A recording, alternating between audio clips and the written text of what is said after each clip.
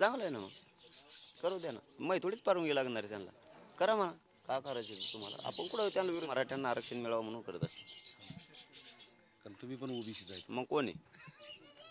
पण ही राजकीय दृष्टिकोनातून आता विरोध होतो. व्हाय ना मग. सामाजिक विरोध दिसतो का नाही? आम्ही खंबीर आहेत सामान्य मराठी. फक्त हे वरचे जे आहेत ना थोडे आमचे काही, ते हे थोडे 10-5-50 जण जे आहेत ना, हे आरडाओरडा करायला लावते त्यांना.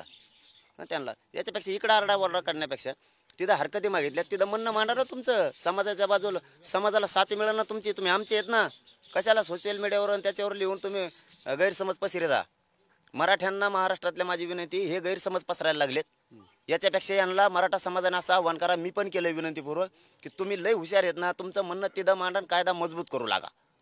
इकडं बोंबलून आमचं गोरगरिबाचं अन्नात माती घालू नका. ओबीसीच्या नेत्यांनी तेच सगळ्या ओबीसी समाजाला आवाहन केलेलं आहे की या नोंदी, हा जो कायदा आहे तो कायद्याला आक्षेप घेणारे आक्षेप नोंदवा, मोठ्या संख्येने नोंदवा, सगळे सोयऱ्याला आक्षेप नोंदवा, असं त्यांनी आवाहन केलेलं आहे. तेच आव्हान सगळ्यांना आवाहन करणार आहे. तेच आव्हान मी सुद्धा आता केलंय, की जेवढे अभ्यासक आहेत, घटना तज्ज्ञ आहेत, जे आपले वकील बांधव आहेत, मोठमोठाले जे अभ्यासक त्यात लोक आहेत, यांनी सगळ्यांनी आपल्या जातीची आपण टर उडण्यापेक्षा, त्याच्यात काय मोठेपण आहे तुम्हाला, त्यापेक्षा तुम्ही तिथं तुमचं ताकदीनं म्हणणं मांडा, म्हणजे कायदा मजबूत होईल. आणि मराठा बांधवांनाही महाराष्ट्रातली विनंती, ते जे बडबड चालली यांची, त्याच्यापेक्षा त्यांना असं सांगा की तुमचं म्हणणं तिथं मांडा, म्हणजे आमचा गोरगरिबाचा कायदा पक्का होईल.